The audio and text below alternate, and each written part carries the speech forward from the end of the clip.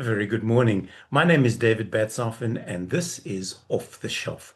And my guest today is off the wall, and he's Peter Terry, and he's just written a new book, or his first novel called Being Bill. Peter, good morning. Welcome to you. Good morning, David, and thank you for having me on your program. I'm It's very honored. it's only a pleasure. Now, Being Bill, which is published by Old Wolf, it's your own imprint, isn't it? It is, in fact, yeah. Mm, I mean, to be completely unsubtle about it, it's self-published. yeah. A friend of mine, and now a partner in Old Wolf, she and I decided that we should have our own imprint, and Right.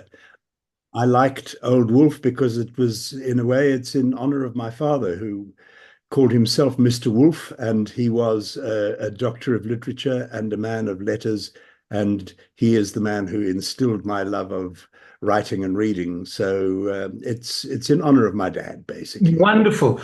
Peter, this is not your normal novel. And when you handed me the copy, you sort of went, read it, don't read it, review it, don't review it. So I sat down with mixed feelings, and then this book gobbled me up. Because unlike a lot of books that I read, and I read voraciously, those are easy reads. This book begs to be listened to and to be read carefully. You have to give it attention. It's not oh, let's just spin through this thing. Because I found myself going, what the hell did he just say? Let me go back and read that again. And I think you set it up for the reader right in the beginning, where you say, importantly, the statement below is true. And then the statement above is false. This entire story is fiction. This entire story is also true. And with that in mind, when you dive into this book, you go, it's like Alice through the looking glass. Mm. You know, you go down a rabbit hole of wonderful stuff and memories.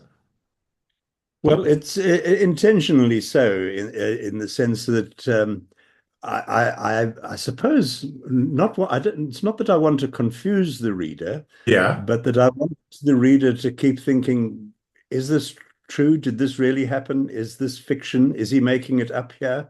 And as you say, to keep the reader on his or her toes Yeah. and to pay attention and what it is, I suppose, in crudest terms, it's the story of two men who are very similar to each other and also Mm. very different, and Right. who operate in two very different worlds. Mm. And so, yeah, it's not Wilbur Smith, it's not Dan Brown. Um, I think that the dreaded term that one uses for something like this is a literary novel, in the sense that it's more than just a story that you read and then you kind of, when you're finished, you carry on with your life. I had hoped that people would spend time afterwards thinking about it and thinking about how our lives often parallel other lives and often bump into other lives, Mm.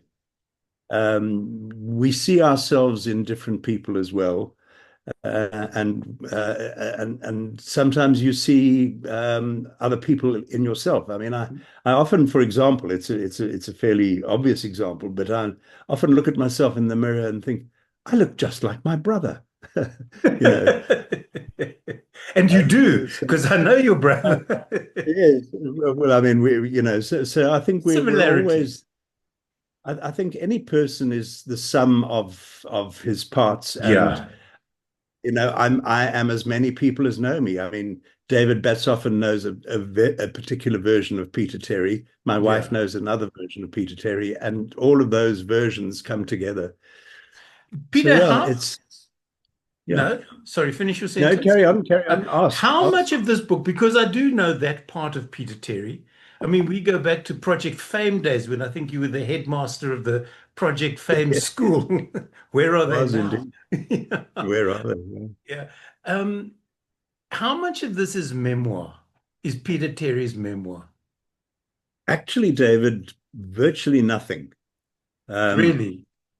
Yeah, I part of it is based on a man I know, Mm. or not well, but somebody who worked in the world of banking and investing and those kinds of Yeah. things.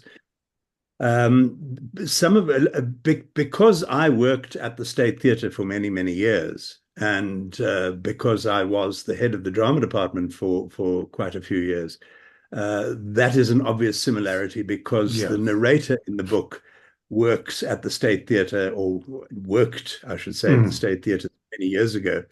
Uh, and so I placed the narrator in a world that I was very familiar with. To rather than spend hours and weeks and years researching what it's like to work in the bank, I thought I make it easier for myself and place the narrator in a world that I knew well. Yeah. And but none of the things that happen in the story ever happened to me. Names and That places have been changed to protect innocent people yeah, involved. and stories have been sucked out of thumbs. Uh, but Which you but can do in the entertainment industry and get away with it. yes. So, some of the main kind of plot lines of the book are completely made up. Came to me in moments of inspiration, if you like, and I thought, oh, this is a thought. Let me explore where this goes. For Okay. example, the whole story about Simpiwe, the young black actor who was accused of sexually harassing a young white actress. Mm. Uh, just the thought came to me one day, and I thought, well, this could go all sorts of places. Let's see where it goes. Yeah. Uh, and so the story developed, and I rather liked the way the story was developing, and so yeah, I mean, as with true fiction, I would say 95 or 96% of what you read is completely made up. You recently toured a play locally called At All Costs, which was a Right. wonderful look at a very particular part of World War One. Was this book an at all costs book for you? Did you have to give up time and energy and your family and did sort of you hear screams, it's supper time and you go, no, I'm halfway through a chapter, let me just finish that. Was it an at all costs type of book? Not in that sense, no. I think we all have heard the word COVID. Yes. Um, and back in 2020, I was working at Classic 1027 in those days. I Mhm. was a radio presenter for the classical music program. So during COVID, I was still working. Right. I would go to the studio down empty streets and come home along empty roads and highways and things. It was all quite spooky. But it also gave me a lot of time where I was locked away at home. Mm. And I'd had this idea knocking around in my head for some time about a middle-aged man and an obsession with a very much younger woman. I'm sure you've come across it's I think it's a meme, the one that says every middle-aged man wonders whether he's still attractive to young women. He isn't. And I, I just, the thought of a middle-aged man kind of, through no fault of his own, becoming Mm. obsessed with a young woman who reminds him of his girlfriend when he was a kid. Yeah. Yeah. Um, and that's where it starts. That's the stimulus for first of all, he takes an interest in her because she reminds him of a girlfriend of his from decades ago. And it grows into an obsession. And of course, the State Theatre is a fertile ground for something like that I was because going to say hotbed, but I thought that's the wrong choice of words. let's leave the hotbed out for now. But Yeah. and part of I think a bank is probably like this as well. The State Theatre back in the 90s, which had grown from a very small organization when I joined it back in the early 70s, where there were just a handful of people, and then the Mm. State Theatre was opened, and the size of the staff component of the State Theatre grew and grew and grew. It was too big to be a family anymore, Yeah. and it was small enough for it to be somewhat incestuous. if that makes sense. Yes. Everybody in that organization, whether you wanted to or didn't, you kind of got to know everybody else's Mm. business. Yes. And Like living in a small town. yeah, exactly. And an organism. Mm. So I thought, with the sort of middle-aged people, which I was in the late 90s, I was in my late 40s. There were lots of pretty young things, actresses, ballerinas, opera singers, etc., etc. It's quite easy to come across someone who you don't know at all, who's not a friend, not an acquaintance, not a colleague, and to develop a kind of a fixation upon that person. Mm. And it's so the State Theatre felt like the right place for something like exploring Mm. a late man's obsession with a pretty young woman, and that's kind of the body of the story, is how that obsession plays out over the next, what, 30 years or so, Yes, yeah. so. Tell me about your. I'm always interested in the writing process of the authors that I interview. People like Ethel Fugard, when I spoke with him many years ago, he told me he writes with a fountain pen because he Mhm. likes the feel of pen on paper. But the majority of writers now just tippity tap it away at a keyboard, and then Yeah. it all goes into the ether type of thing. Are you a disciplined writer? Let's start with that. Did you sit down every day and say, I've got to do 1,000 or 10,000 words? All right, I've got a couple of answers to that. First of all, one of my great and dear friends and highly, highly successful, world-renowned novelist, a man called Damon Galgut, who Mm, you've quite heard of, a South African novelist. He writes in longhand in a book. right, He doesn't write his books on a computer. Um, I uh, I was given a portable typewriter for my 21st birthday by right. my dear, and from then on, I wrote all my essays and things at university on my Mm, typewriter, because um, it was a little bit of a status symbol that I could hand in a typed essay rather than rather, a written. And by then, in any case, my handwriting was beginning to go down the toilet. My handwriting these days is absolutely appalling, but I got very used to typing, mm, uh, and thinking at the speed with which I typed, and typing at okay. the speed with which I thought. And often, because in those days you couldn't kind of delete and write again and insert the way one can on a keyboard these days. I Yeah, used to form my sentences before I typed them. So I right. would I would think out my sentence carefully and then type it out. And so I wasn't making corrections all the time the way Yeah. we do these days. So I became a very careful typist. And I used to I lived on my own for a long time, and I used to write lots of letters to uh, my mother and my friends and my then girlfriend and what have you. And I would write long letters. And so writing as a form of expression has been very much part of my life ever since I was a youngster in my early Mm, 20s. And then, some years ago, I had read Michael Palin's diaries. Michael Palin, he of Monty Python fame. yes. He published some wonderfully written diaries, which I read, and I thought, I can do that. And so for 5 years, I set myself the task of writing a couple of pages a day. And if those diaries were ever published, my great grandchildren would be paying off the libel libel payments. Were you told They what would, I was told, Peter, is just vomit onto the paper and you can edit later. well, Or burn the pages. I wrote some fairly damning things about some people, and some very candid things of my own thoughts. So I had set myself the task of writing as a daily exercise, which I Right. did for 5 years. And then I got a bit bored of it and stopped. By then, I think I'd written about 4 or 5 thousand pages of of diary that would be of interest to nobody except myself. So And your I grandchildren's lawyers.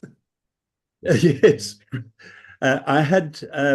I've written plays, Mm. and I'd always been frightened of attempting a novel because it requires the kind of stamina that I didn't think I had. Because you're in it for the long haul. You're Yeah. not writing a 10-page story or a 50-page play.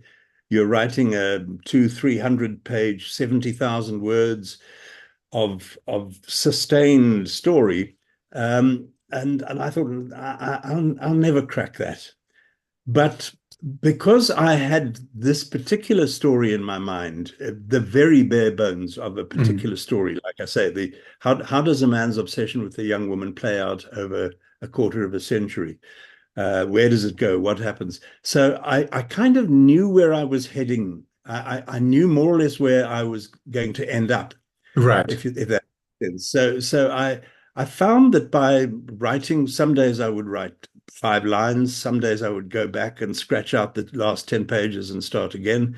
But I discovered, with the luxury of lockdown and having Mm. nothing else, that I had the time to write for as long as I wanted, knowing where I was going, Yeah. and to keep going and keep going. And there were times when I thought, "Hmm, maybe I should just throw this all away."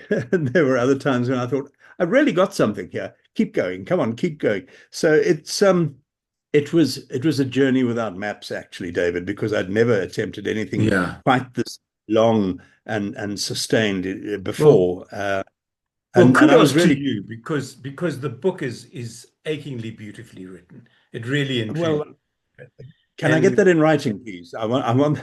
you can put it on the front cover of the next Yes, that's what I the next want. print. Well, I'm hoping that I can do a second print run, of course. So, Well, so I hope you can.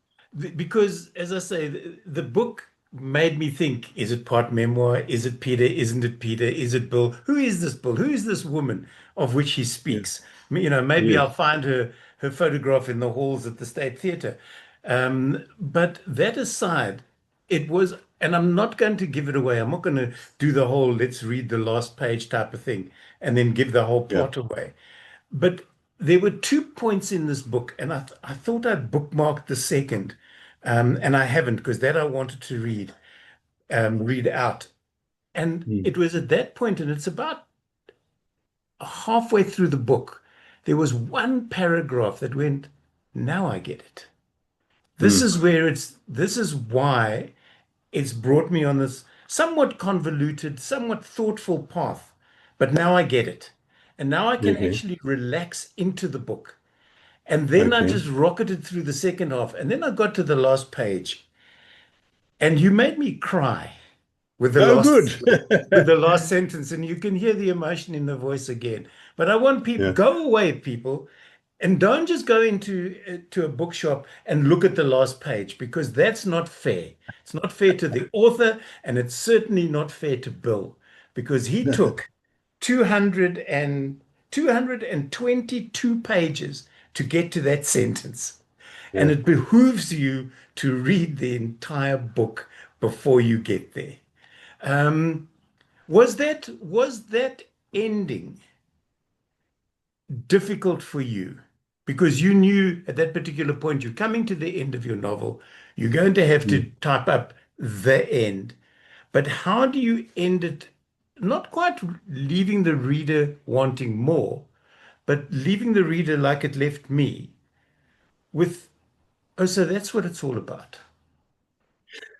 Well, yes, what I also don't want to give away too much of the story, although it's not one of those books or stories where there are many twists and turns in, No, in the plot. I it's mean, very the plot, linear in its plot. yes, it is. So I don't want to give away too much, but what do you do when you finally get what you wanted for a quarter of a century? Yeah, Discover that maybe it's not what you wanted after yeah, all. yeah. And so I left the last, I suppose, couple of pages fairly cryptic. Mm. Uh, what did Bill what was Bill's life going to be like at the end of the story? Where Yeah. will Bill go on page 223, 4, 5, 6, 7, and 8? Yeah. What happens to him afterwards? Um, and so the final page or so actually came to me quite a long time after I'd finished the story. Ah, And then that's not really enough. That doesn't give the reader enough to hang on to stay with the book afterwards. yeah. So I made the last little bit. Um, well, you say it brought tears to your eyes, which I'm delighted to hear in the best sense of the word. Is that I wanted the characters to live with the Yeah. readers. And Yeah. live they do. Being Bill, it's published by Old Wolf. Peter, before I go to where they can find it and how they can purchase a copy, what was it like when you'd written that last line? You sat back and you said, Annette, I'm done. Now what do I do? Go and mow the lawn. Yeah. Now I'm writing It's another probably 40 pages. Was it uh, difficult to let go? This is your first novel. It's like your first grandchild. You just want to yeah. hold it and cuddle it and keep it for little for as long as possible before releasing it to the world. Well, I have to tell you that when the books were delivered to my house, the box of the crates of books, and I actually held Yeah, this book in my hand. It was one of the one of the highlights of my life. right. It had lived on my computer at that stage for close on 5 years, Yeah. and I've read it and reread it and worked on it and reworked it and cut and added and what have you, and finally let go. And Mm. finally, it turned into a living, tactile artifact. Yeah. And it suddenly took on a totally different life. And I sometimes page through it and I think, I wrote that. Letting go, you know, I've almost already answered your question. Yeah. I'd written a first draft, which I gave to one or two people to read, and got some suggestions back. And then the book changed quite radically Mm. afterwards. Um, and I worked on it and tinkered with it and rewrote it and all of those kinds of things that one does. And I was really quite scared to finally let go of it Mm. and say now. In fact, I actually say somewhere in the book that there comes a time when you just have to let go, Yeah. even though it's not finished or it could be a lot better. Or I've since looked at it and thought I could have done this, I should have done that. Maybe Yeah, if but I'd then done then it's going to live on your computer for 40 years and it'll never be exactly. completed because you'll never be happy with it. No, well, exactly. So, Yeah. so I mean, in that sense, thank goodness I was able to let it go. Good. But having written that last line, I thought I don't need to say anything more than that. That's it. That's enough. Yeah. Uh, there was originally an ending, which is still in the book, but it's no Mm. longer the ending. Uh, You mean I could have stopped at page 100? Yeah, yeah, exactly. Yeah, and I thought that's good, Mm. but that was way back before I started shifting the whole structure of the book and turning it Yeah. from being one man's thing into two men's thing. Yeah. Hey, Okay. read the book, folks. Read Read the the book. book. Talking about reading the book, where can people get a copy, Peter? Okay. I was very nervous about publishing. Right. I'd sent it to a couple of publishers, one of whom was very, very high up in the publishing world, and he loved it. He thought it was absolutely brilliant, Mm. um, which was very encouraging. And I sent it on to a couple of South African English fiction publishers and got, gosh, very nice, but not now. And Yeah. so I thought two options. One is to publish it myself. The other is to just keep it on my computer till I die and my children can do something with it. So I thought, well, I'm going to have to go the self-publishing route. And a good friend, Anthony Ackerman, had published his memoir, which is called Lucky Lucky Bastard, about bastard, his yeah. life as an adopted child. And I thought, yeah, come on, if he can do it, so can I. So, okay, I'm going to self-publish. You're also a lucky Um, bastard, so why yeah, not? well, I'm a handsome bastard, I think is what you're looking Ah, for. fair enough. So I started looking into self-publishing, and then one day, idly on Facebook, I said I posted a thing. I said, "Listen, if I self-publish my novel and sell it for 150 rand, would you buy it?" And Mhm. I got an absolute flood of yes, pleases. So I thought, well, okay, now I better self-publish it. At which point, a very dear friend of mine, who's a professional book designer and typesetter and all of those kinds of things, she creates books. That's her. She said, "I'm going to do this for you because I love you, Okay. um, for no charge." So I thought, right, come on, this is the spur I need. Yeah. Cutting a long story short, we then had the courage to print 100 copies. Okay. And printing 100 copies cost about 10,000 Rand. And I was deeply fortunate to have a friend and a colleague who made a huge donation towards that. Yeah.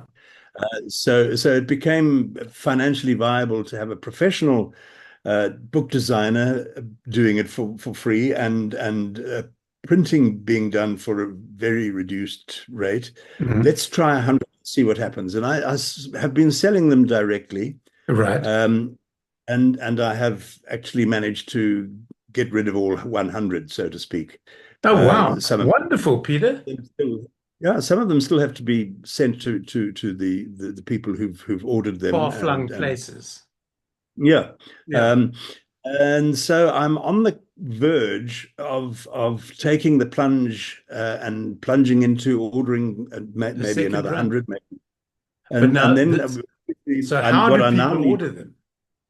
What I need to do is to get them into bookshops, Ah, okay. um, and coffee mornings and book clubs, of which there's been some interest. Literary festivals. Mhm. I hope to get to one or two people have sort of spoken to me about the possibility of getting to a literary festival. So I think there is still something to be got out of it. But even if I never print another copy or never sell another copy, the fact that I managed to print and sell 100 copies is it's All that you major. wanted. So, You know, so this whole if someone, interview that we've done with Peter, pardon, I said, I'm just talking to the viewers. The whole interview is null and void because there aren't any left at the moment. I've got a copy for sale. If you'd like it, my telephone is. well, David, People, can seriously, people, Peter, with that in mind, because we're running out of time, can people contact you maybe via email, saying we're interested in doing a book, which will give you an idea of that's true. should you be doing a second run or not? Well, exactly, because if there were to be enough responses from this interview and Right. and from other people who are saying, I can't get hold of a copy, what do I do? I would be delighted if I could get some feedback, which would help me make the The decision. decision. So, how can they contact you? All right, let me give you my email address. I think that's probably the, That the, is the the wisest. easy. Yeah. And I'll need to spell it out. It's the word is Beppo. It's Beppo. So that's Bobby Echo Peter Oscar Beppo at icon, which is icon dot co dot za. So Beppo at icon dot co dot za. Great And stuff. I'd love to hear from anybody who's interested. It's a brilliant book, folks. It is. It is. David, Listen, I read it. I enjoyed it. I can highly recommend it. And if it does pop up on the bookshelves, grab a copy before they're sold out. It's called Being Bill. It's published by Old Wolf. He's Peter Terry. I'm David Batsoffen. This has been Off the Shelf. Peter, thank you so much for joining me. It's been a pleasure talking to you as always. And I wish you all the best with the second edition of Being Bill. thank you so much, David. I appreciate the time. It's only a pleasure. That's it for this episode of Off the Shelf. Until the next time, bye for now.